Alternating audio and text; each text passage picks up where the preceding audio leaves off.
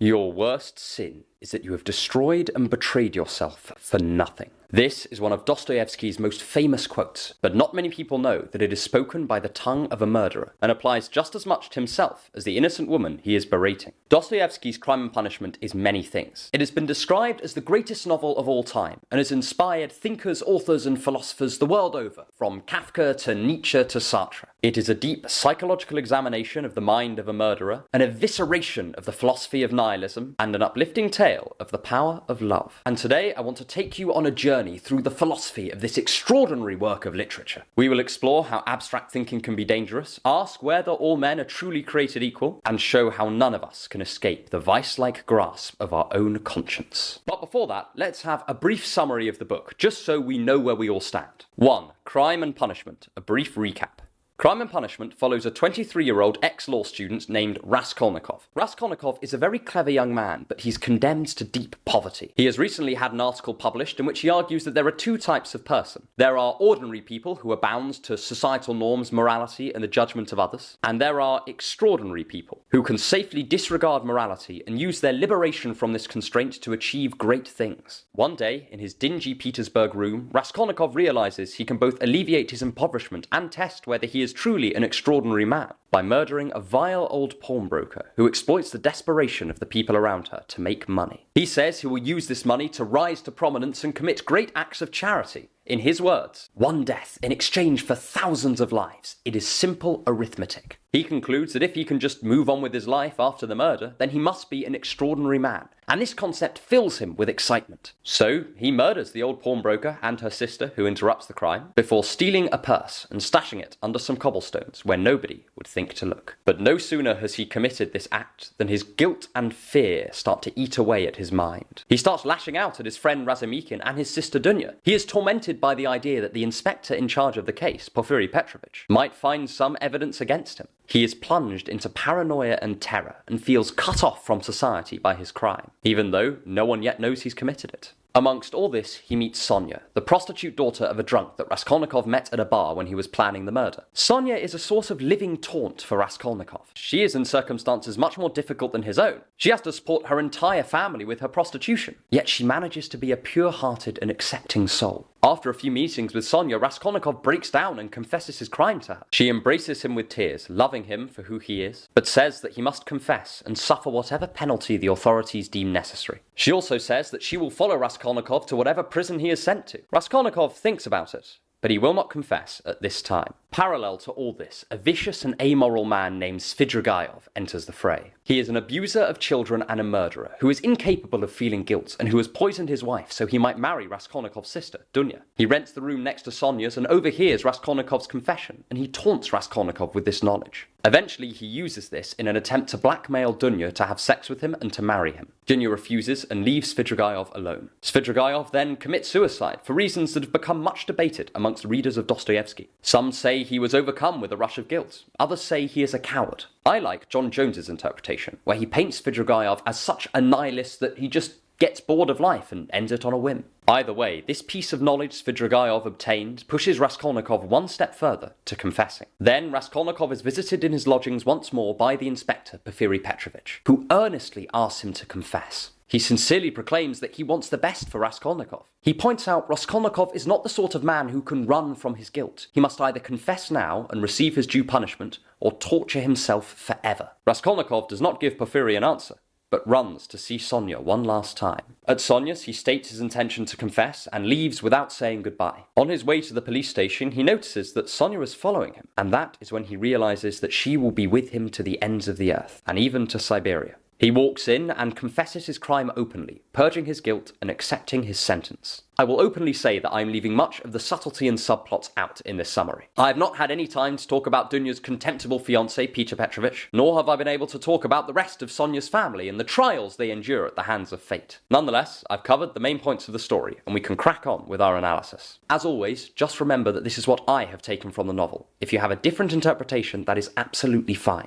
So, without further ado, let's get started. 2. The Danger of Philosophy. Friedrich Nietzsche hated Socrates. People are always very surprised when they learn this, but it actually makes quite a lot of sense. Whereas Socrates accepted the authority of Athens and went peacefully to his death, Nietzsche would have kicked and screamed the entire way. Where Socrates wanted to convince people, giving them reasons to change their minds, Nietzsche saw this as a sign of weakness. If Socrates was stronger, he could have bent people to his will by force. Above all, Nietzsche thought that a philosophical worldview that dwelt entirely in the abstract prevented people from engaging with the world as it actually existed. In Beyond Good and Evil, he shows contempt for the philosopher's disinterest at playing a part in the world, and mocks their belief that they can engage with it purely in the third person. For Nietzsche, the moment you give up on the concrete material world to dwell entirely in the abstract one, you are denying yourself the gift that life has given you, and giving up on your will to power. In Crime and Punishment, Dostoevsky criticizes abstract philosophy from a different direction. He shows how purely abstract thought can make one forget the importance of the concrete material world that they inhabit. And he does this principally through the character of Raskolnikov. In one passage, Raskolnikov is described as a skeptic, young, abstract, and therefore cruel. And it is this abstraction which allows him to rationalize killing the old woman. He does this both through his extraordinary man theory, but also through more familiar utilitarian reasoning. As I mentioned before, he describes all of the great deeds he could do with the pawnbroker's money, and says that measured up against all of this good, the old woman's life is simply insignificant. It is this treatment of people, where they become not living things, but numbers, values on a spreadsheet, that allows Raskolnikov to think that he will be able to kill without remorse. He has fooled himself into thinking that the human conscience is an entirely reasonable thing, but he is wrong. It would not have mattered how strong his logic was, because deep down, these were not his real reasons for killing. Of course, Dostoevsky is by no means saying that philosophy is all bad, or that it will turn you into a murderer. Instead, I think he is making a very nuanced point about how a certain way of considering the world can make you completely forget its emotional dimension. For utilitarianism specifically, it is not a criticism of the philosophy in direct terms, but instead it is a worry about how it would make people think in practice. This is not the first time he does this, and I find it very interesting how Dostoevsky counters abstract philosophical positions with a concrete psychological example. You see, Dostoevsky was writing at a time where waves of ideas were sweeping Russia. These ideas included atheism, nihilism, and a belief in the totality of rational thought. Dostoevsky was not a fan of any of these, but he attacks the final one incisively, both in Crime and Punishment and his other work, Notes from the Underground. In each of these works, he highlights the parts of mankind that are fundamentally irrational. In Crime and Punishment, Raskolnikov is given a perfectly reasonable way out of poverty by his friend Razumikin, who offers him translation work and an advance on each book he works on. But Raskolnikov refuses. Likewise, the underground man from Dostoevsky's other novel is constantly given potential ways out of his miserable condition, but he refuses them each and every time they are presented to him. In both cases, the practical solution is besides the point. It does not fix the gaping hole in the hearts of our anti-heroes. In the epilogue of the book, when he is safely locked away in a Siberian prison, Raskolnikov reflects on his motives for the murder. He admits that he did not kill the old woman out of poverty, nor a desire to do good deeds, but instead he had a deep spiritual dissatisfaction with being an ordinary person. He wanted to be a great man, to be a Napoleon, storming through Europe, conquering whole nations, and leaving his mark on history forever. But a military or political career was just not a realistic prospect. All that was left for him to do was to be the Napoleon of his little corner in Petersburg, to make his mark by transgressing the deepest rule of law and public morality, and so prove that he would have been Napoleon if only he was in the right place at the right time. Of course, this too is a danger of abstract thinking. Raskolnikov is so blinded by the glory of his ideas that he cannot see the wonder and complexity of the ordinary people around him. I'm always surprised at just how many analyses of Crime and Punishment skim over one of my favourite characters in all of fiction, Razumikin. Razumikin is everything one could ask for in a friend. He is loyal to a fault, constantly offers his help to Raskolnikov, looks after Raskolnikov's family, and even plans to move to Siberia to follow Raskolnikov to prison. Razumikin is such an extraordinary character, and to have someone like him as a friend would be one of the greatest gifts life could offer. I say this because Raskolnikov blatantly misses this fact. He knows Razumikin is his friend, but he often snaps at him, snubs his kindness, and treats him as somewhat beneath him. In his veneration of the abstract, Raskolnikov fails to realize that far from being worthy of contempt, the ordinary is full of greatness. Had he wanted to, he could have spent years thinking and writing about the characters he is surrounded by, each of which has fascinated Dostoevsky readers for decades. But instead, he lets all of this pass him by in favor of purely abstract thinking. Again, I must emphasize that Dostoevsky is not saying that abstract thinking is bad, and he's certainly not saying that thinking is bad. Abstract thinking has brought us maths, logic, analytic philosophy, modern science, and the steam engine. No one would deny its usefulness nor its wisdom. Dostoevsky is instead pointing to those areas of life that we miss when we only focus on the abstract. In Raskolnikov's case, it drives a wedge between him and other people and prevents him from seeing the world in all of its ordinary glory. It also means he is alienated from his own emotions. He does not predict how much guilt and fear and shame he will feel after murdering the old woman, because these are just not quantifiable factors. They would require that he step down from his abstract throne and consider the concrete, the particular, and the irrational. And this he simply will not do. So in a great stroke of irony, Raskolnikov's disdain for any thought that isn't abstract not only drives him to commit murder, but also means he never predicts that his own mind will torture him until he confesses to that murder. But the way Dostoevsky explores the depths of Raskolnikov's conscience is its own work of genius, and that is what we shall move on to next. If you want more on philosophy and the art of learning, subscribe to my email list. The link is in the description. 3.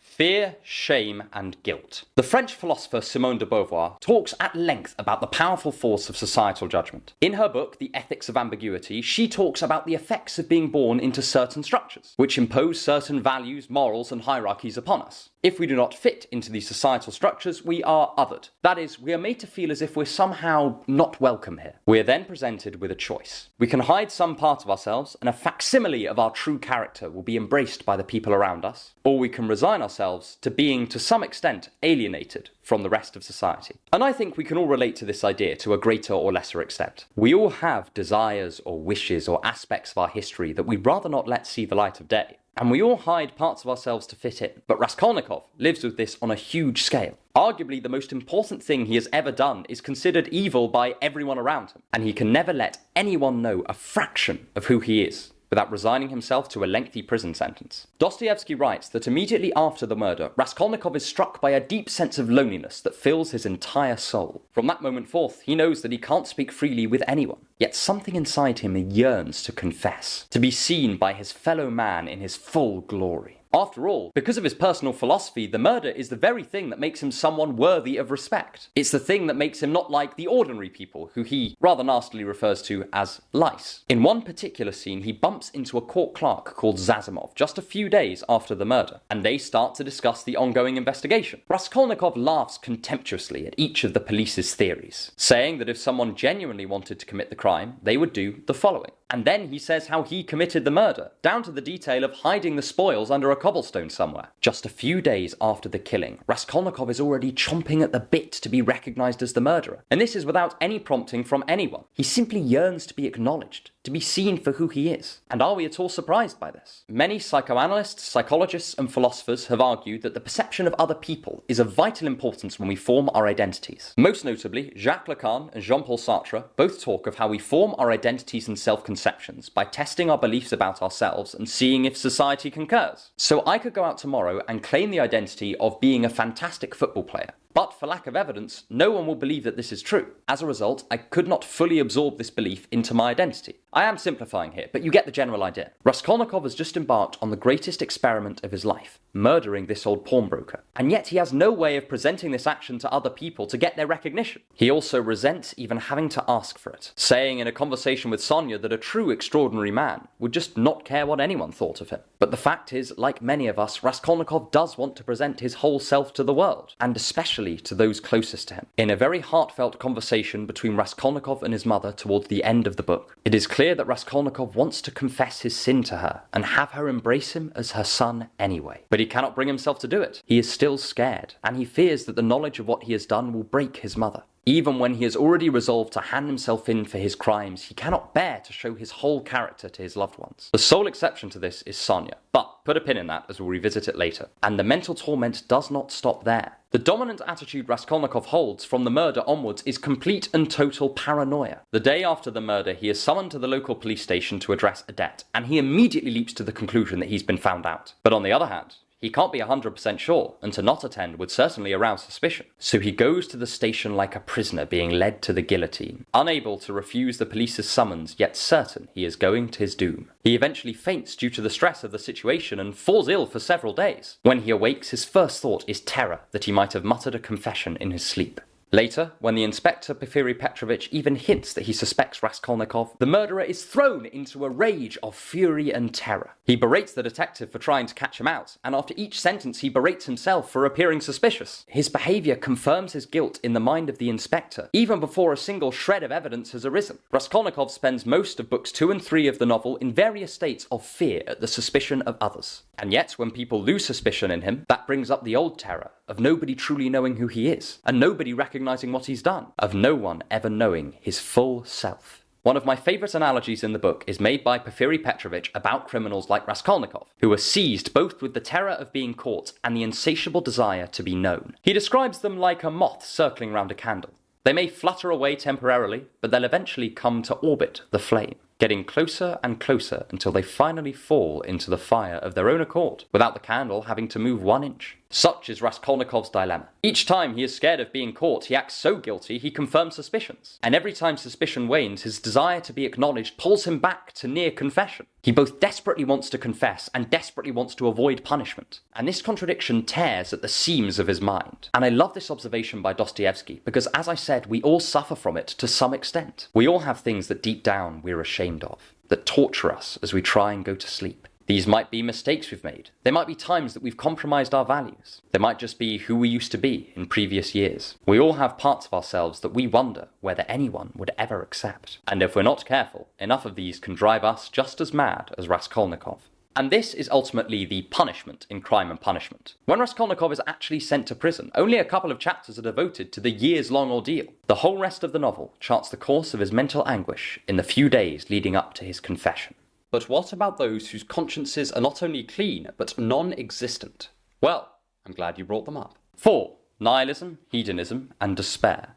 In an 1879 article presciently titled The Revolution in Russia, an anonymous Russian nihilist gives his opinion on what he takes nihilism to be. He describes it as a fascinating whirlwind of different philosophical and political views. But in his view, Russian nihilism amounts to questioning the authority of the Tsar and wanting to impose some type of social reform. This more political outlook was taken by Peter Kropotkin, who famously argued for nihilism as a form of political anarchism, a deep questioning of the power structures that existed in Tsarist Russia. However, this was certainly not Dostoevsky's interpretation of nihilism. Dostoevsky saw in nihilism what many of the other conservative thinkers in Russia observed: a total breakdown in values, moral or otherwise, that would eventually lead people to egoism and despair. To that extent, for Dostoevsky, nihilism and a crude individualistic hedonism go hand in hand. After all, if you think nothing matters in any sense greater than yourself, then you are just left with what feels good in the moment. Or at least, that was how they saw it. They also thought it was a philosophy that would lead to the downfall of Russia. It seems to be a matter of historical debate, with very firm opinions on both sides, to what extent the conservative interpretation of Russian nihilism was an accurate analysis of the movement. Don't quote me on any of this. I'm not a historian, and I am deeply out of my depth. But, putting such historical matters aside, since I have no desire to touch them with a 10-foot barge pole, Crime and Punishment offers a devastating critique of both nihilism and hedonism as Dostoevsky saw them. It is a great intellectual takedown of the idea that you can live without valuing anything.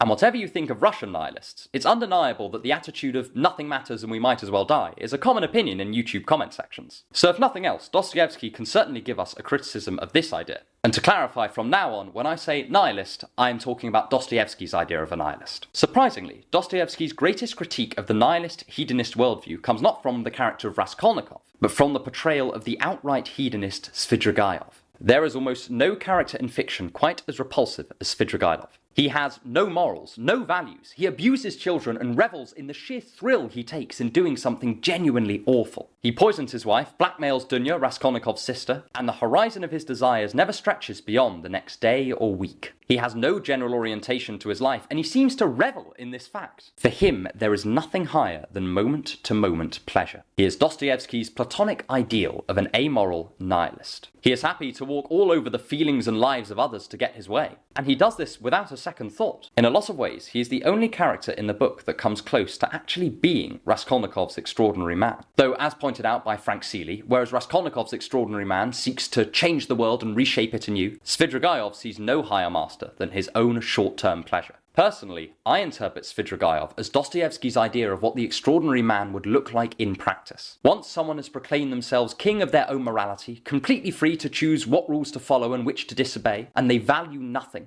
then they are entirely reliant on sensory stimuli. If no ideas matter and there's nothing worth subordinating one's desires to, then we are back to the feedback loop we had as a child. Does this feel good? Great, then do it. Does this feel bad? Well, then stop. But this in itself is not a criticism. A nihilist might respond by saying, what's wrong with that? And Dostoevsky uses the character of Svidrigaïlov to deliver a two-part blow to the worldview of the nihilist. He shows both how the state of valuing nothing is impossible to maintain, and how even if one could spend their entire lives as a nihilist, it would just make them miserable. The striking thing about Svidrigaïlov is just how bored he is for most of the novel. He commits acts of depravity and great acts of charity without seeming to take much genuine pleasure in either. In each case, he seems to enjoy the act itself and telling others about it. But that joy is momentary. It flickers briefly and then it fades. There is no thread of meaning in his life to sustain him. And so he is bored. He cannot even imagine the idea of heaven except as a dull place overrun by pests. Everywhere we see his nihilism and hedonism robbing the world of its potential vibrancy. He has liberated himself from every possible constraint, but in doing so, he has made all his choices meaningless. He suffers from an excess of freedom.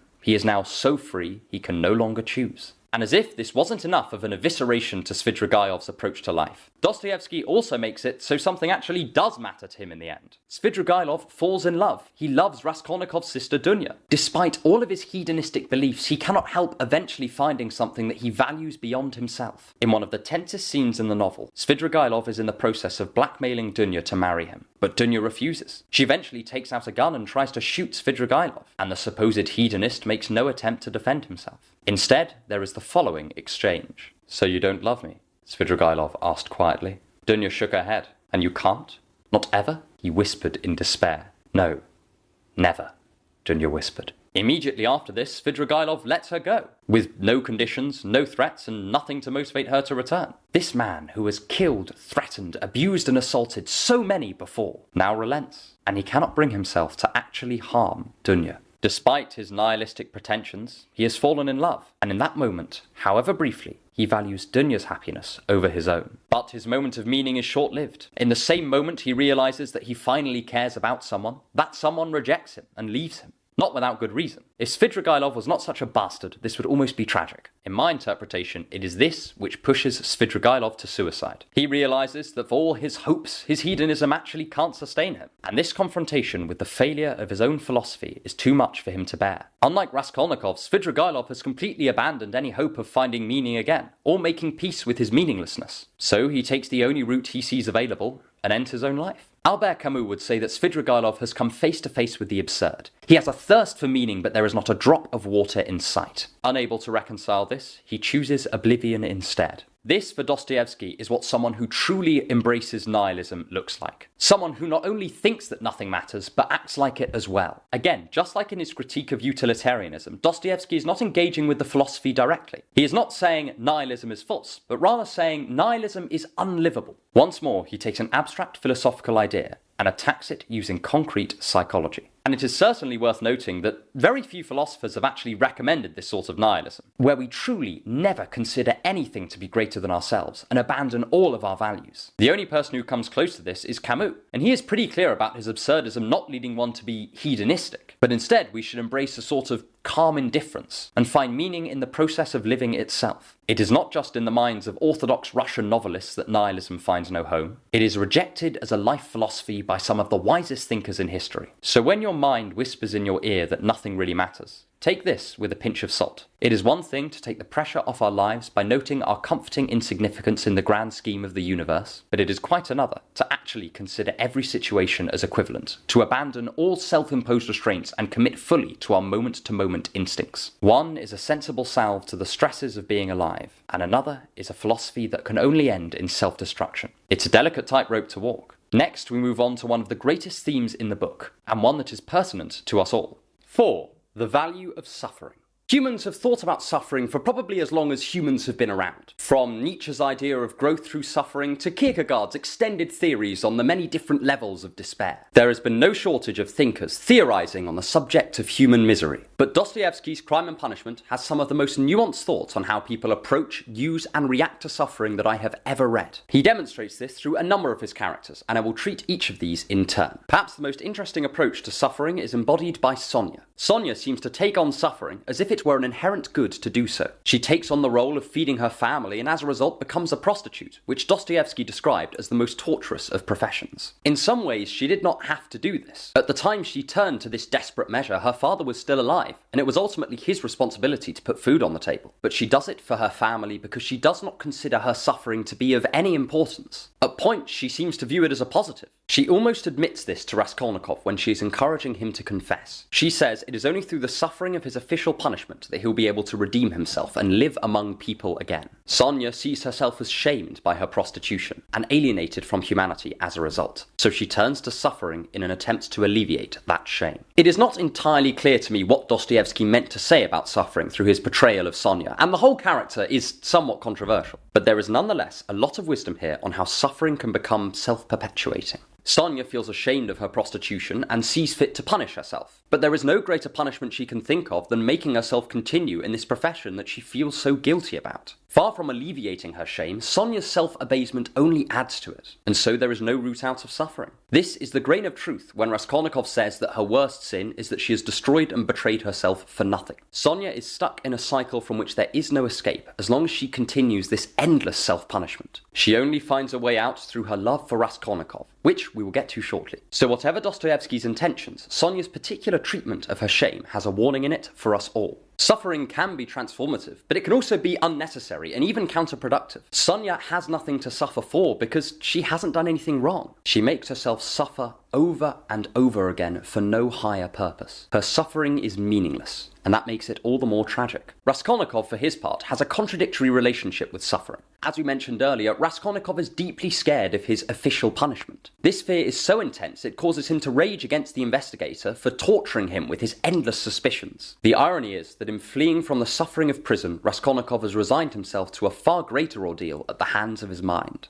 Raskolnikov, like many of Dostoevsky's protagonists, suffers from a form of what we might call hyperconsciousness. He cannot simply do things without thinking obsessively about them first. This is both his blessing and his curse. On the one hand, it allows him to come up with novel ideas, to impress those around him with his great intelligence, and it grants him the potential to truly excel in the world. But on the other hand, his intense intellectualism means he cannot act in the totally unself-conscious way that his extraordinary man would. He cannot help but recognize that he has transgressed a social boundary, and must bear the punishment for it if he's going to dwell in society. Just like Porfiry Petrovich says, Raskolnikov's reason demands that he hand himself in to the officials. His reason is inexorable. It will lead him to the cell just as it led him to murder the old pawnbroker. It will torment him until the world is put back in order, until his crimes are given their due punishment. As Raskolnikov says, if the murderer has a conscience, let him suffer. That will be his punishment, over and above the labor camp. Raskolnikov seems to think that compared to the torture of one's own conscience, the fear of retribution, and the alienation from the rest of society, the actual prison sentence is practically an afterthought. Here we have our second view on suffering. Suffering as atonement. When Raskolnikov submits to the Russian authorities, he is doing something very important philosophically. He is recognizing that there are powers apart from himself that he will willingly submit to.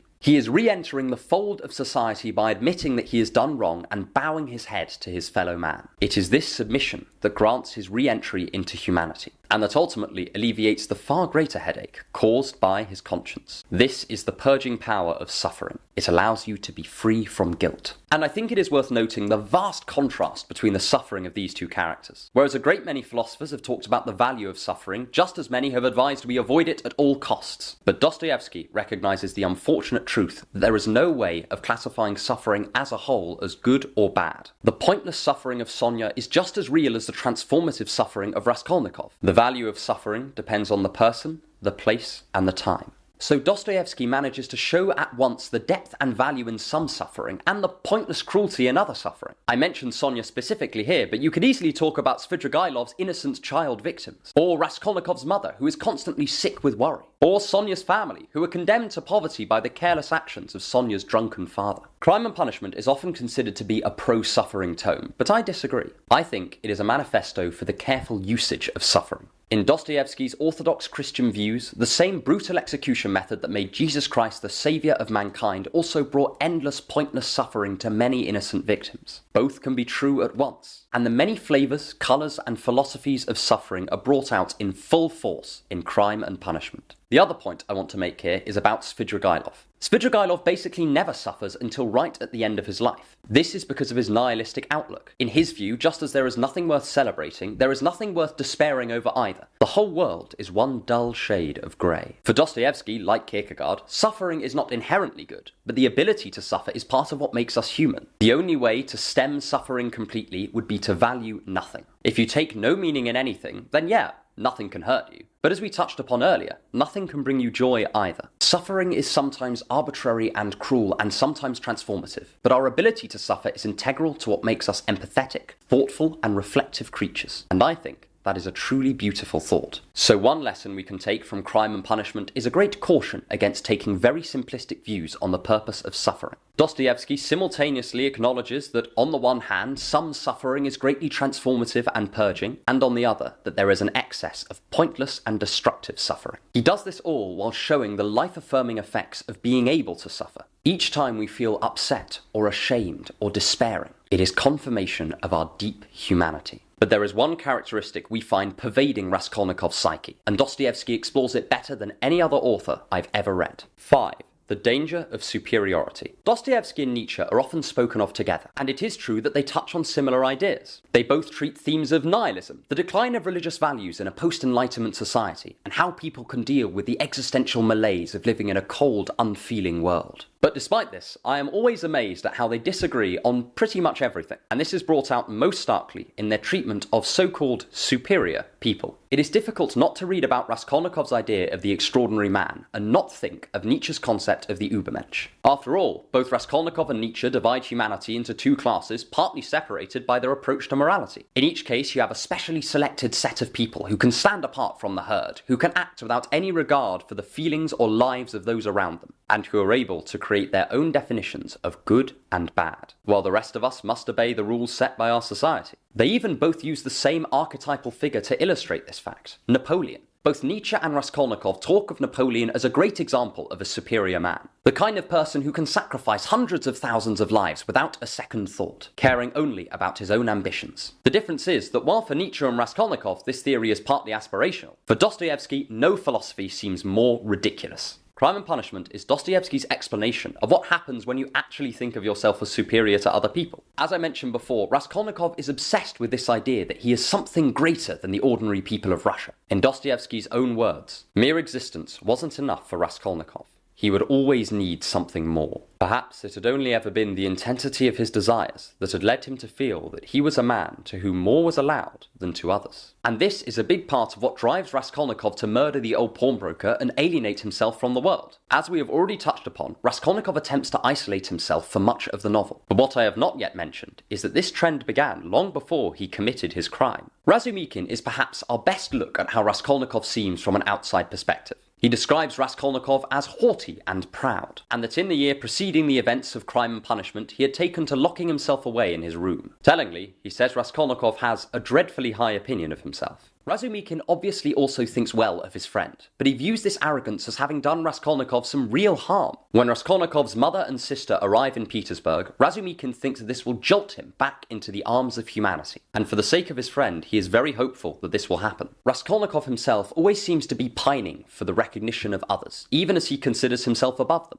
This emerges in the confession-fear tension I mentioned in section 2, but it's not at all limited to this. For most of his early conversations with Sonia, Raskolnikov berates her while at the same time desperately seeking her approval. He visits her at her lodgings and rants at how she has debased herself with her prostitution, how she is doing nothing to help her family, and how she is one bad day away from putting them all out on the streets. But at the same time, he bows to her and confesses his sins to her so he might be told that he is still a person worthy of love. At first, this dynamic might seem confusing, but I think it is an incredibly insightful account of what happens when we consider ourselves superior to our fellow humans. Like I said before, as people, we crave for our beliefs about ourselves to be confirmed. If we believe that we're superior to others, then we're going to have to seek out evidence for this fact to confirm it to be true. Otherwise, we'll forever be insecure in our own superiority. However, the main way that we can seek confirmation that we are better than others is by their recognition and their worship. Unless we are recognized as superior, the belief becomes unstable and threatens to collapse into despair. But on the other hand, if you believe you're superior to others, then you aren't going to value their judgment. They are inferior, so what do they know? But this is where our intellectual trap is sprung.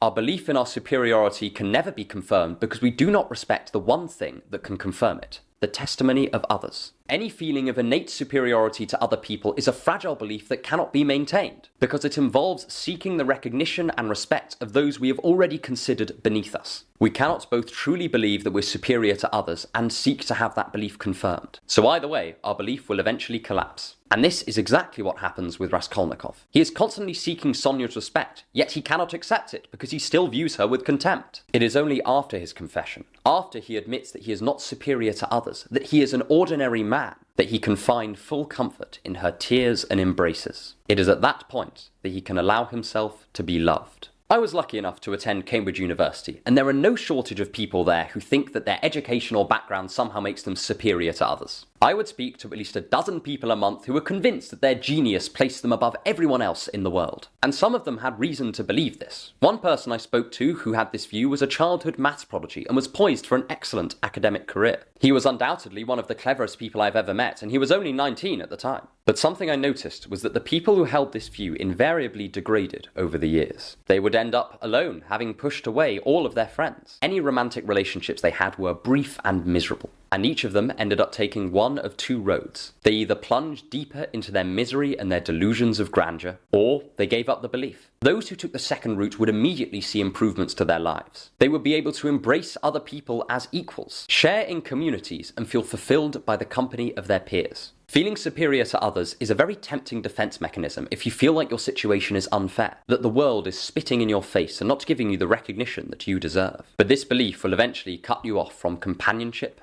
learning, and love. And that nicely moves us on to what is perhaps the most important point in the book. 6. Love and forgiveness. Reading Crime and Punishment is a truly unique experience. Dostoevsky drops you into the mind of a murderer and you just have to cope. It is one of the few books I have both found difficult to put down, yet at the same time it made me incredibly tired to read. Flicking through the pages, you can taste the sickly summer heat of Petersburg. You can smell the drains and feel the miserable wet on your face. You can sense the clockwork of Raskolnikov's mind as it ticks inevitably towards confession. The whole endeavour is at once riveting and incredibly depressing. So it is striking that Dostoevsky's message for the last part of his novel is ultimately how the worst of us are still worthy of love and forgiveness, provided that we make steps to change and redeem ourselves. To touch again on Razumikin's description of Raskolnikov before his confession, he and Dunya remark that the young man seems incapable of love. So blinded is he by dwelling in permanent abstraction, his arrogance, his guilt, and his fear, that he cannot bring himself to love another person, nor to accept anyone else's love of him. When his family arrives, Raskolnikov is incredibly rude to them, saying that he plans to abandon them and that they will never see him again. We see the same theme in his first meeting with Sonya, where he takes every bit of kindness she offers him and throws it back in her face, accompanied with words of venom and bile. He even lashes out at Razumikin, sending his friend away and saying that he is tortured by Razumikin's mere presence. Anytime anyone gets close to Raskolnikov, even makes a small attempt at loving him, he sends them packing with the most hateful insults he can think of. We have talked a little about the possible reasons Raskolnikov acts like this. His shame makes him feel unlovable and unworthy, while his arrogance makes him think that he does not need other people in the first place. It all comes together in the perfect cocktail for rejecting the love of other people. And when we outright reject any love from others, it is borderline impossible to love anyone ourselves. As Aristotle put it, true companionship cannot exist apart from between equals who give and receive love for one another. Raskolnikov's entire philosophy has conspired to cut him off from love. And this, for Dostoevsky, is a complete disaster. In Dostoevsky's view, love is the property that brings out some of the best aspects of humanity, and its perversion or absence brings out the worst. In one of his other books, The Brothers Karamazov, there is one chapter where the devil appears to one of the brothers, and the focus is on how the devil professes to love mankind, but all the while seeks to use them for his own ends. By contrast, Sonia in Crime and Punishment is remarkable and admirable just because she is able to feel such depth of love despite her desperate circumstances. All she has is love, and while that does not make her happy, it does make her kind, generous, and above all, good. At least, that's how Dostoevsky seemed to see it. And of course, for Dostoevsky himself, this is part of his overall view on Orthodox Christianity. He thought the most important thing in any of our lives is the love of Christ and God. But we do not need to be Christian or even religious to understand the deep wisdom in the importance he places on this simple human emotion. The depiction of love in Crime and Punishment is that of mutual submission. To love is to bow down before someone, and mutual love is two people promising to place one another first. We bandy around the word love all the time, but how often do we pause to think what an extraordinary thing it is to give our life to another person and for them to give theirs to us? It is a relationship that only functions at the extremity of human kindness and care. If one of the participants begins putting themselves first, the other one is doomed. It requires a situation where there's no defensiveness, no barriers, no psychological walls. For Dostoevsky, love is almost like magic, a bit of the supernatural placed on our world for us to enjoy. And the effects of love are clear in the case of Raskolnikov. It is only through Sonia's love that he begins to re-enter the fold of humanity. There are two moments where this comes across. First, when he confesses to Sonia, and again in the epilogue to the book, where Raskolnikov is behind bars, and Sonia is living in a village near the prison. When Raskolnikov confesses, Sonia almost seems to be in pain. With each line that he speaks, she winces and cries. Initially, it is tempting to interpret this as Sonia recoiling in horror, that she now sees Raskolnikov as a monster, but then she bursts into speech, saying, "How great is your suffering."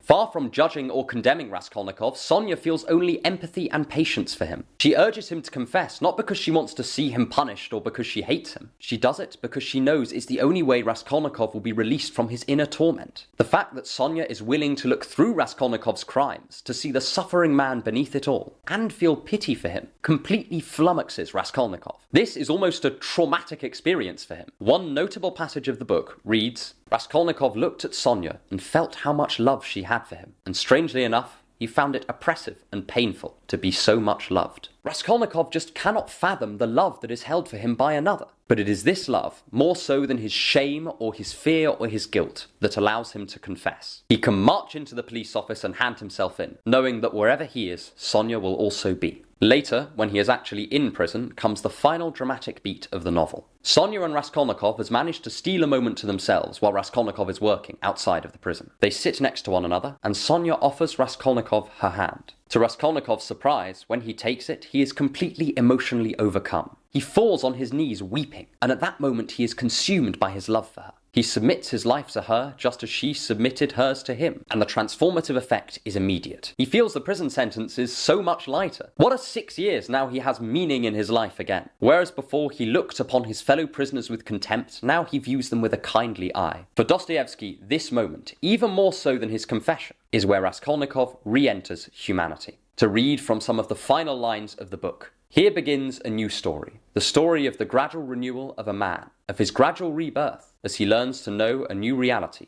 one which had so far escaped him. Dostoevsky is many things. He is a harsh critic of nihilism, a deep defender of Russian traditions, and a champion of the innate worth of all people. But perhaps most of all, he is a philosopher of love, and love's ability to turn anyone from despair to a new life of purpose and meaning. And lastly, a few closing words on my favourite subject. 7.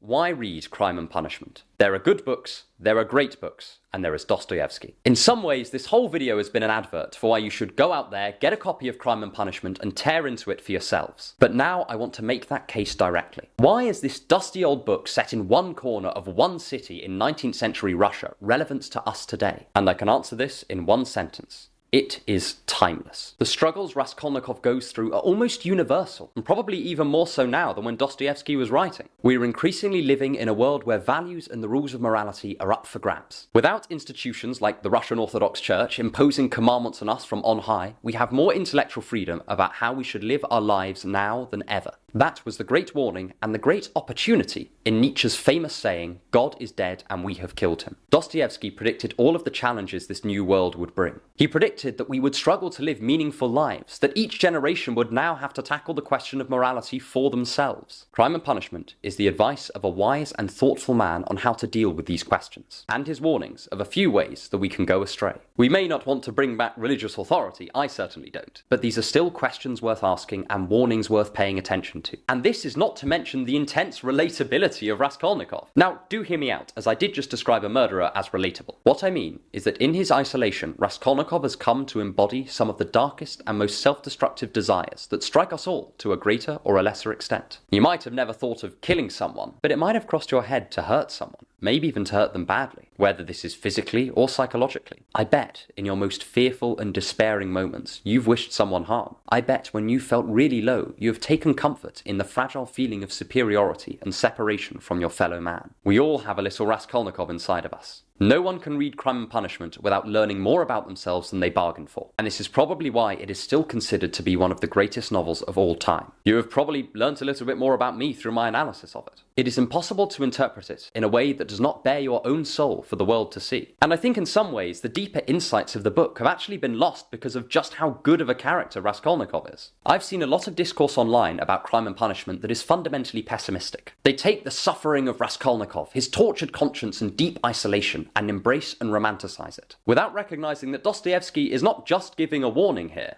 he's also giving a message of hope. In some ways, Crime and Punishment is a deeply optimistic novel. It shows how someone can commit the most heinous crimes, suffer psychological torture that almost breaks them in two, and still recover their humanity and find joy and meaning in their life. And there are so many great aspects of the novel I have not been able to touch upon, even as I type the 10,000th word in this script. I have barely scratched the surface of Dostoevsky's painting of St. Petersburg, how he creates an atmosphere so oppressive it can give you a migraine. I haven't been able to examine the characters of Dunya and Raskolnikov's mother, both of which are fantastic examples of fortitude, strength and courage in dire circumstances. I haven't been able to dive into the pathetic Luzhin and his perverted schemes. There is so much I have had to miss out. So, if nothing else, please read the book and tell me how I missed your favourite part. So, when you're flicking through this novel, and I do hope that it is a when, enjoy the fact that your inner turmoils are given a poignant voice by Raskolnikov. Relish in the way Dostoevsky can understand human misery like no other author in history. But I would also encourage you to take a moment to appreciate the optimism of a story that says a man can commit murder and still rejoin society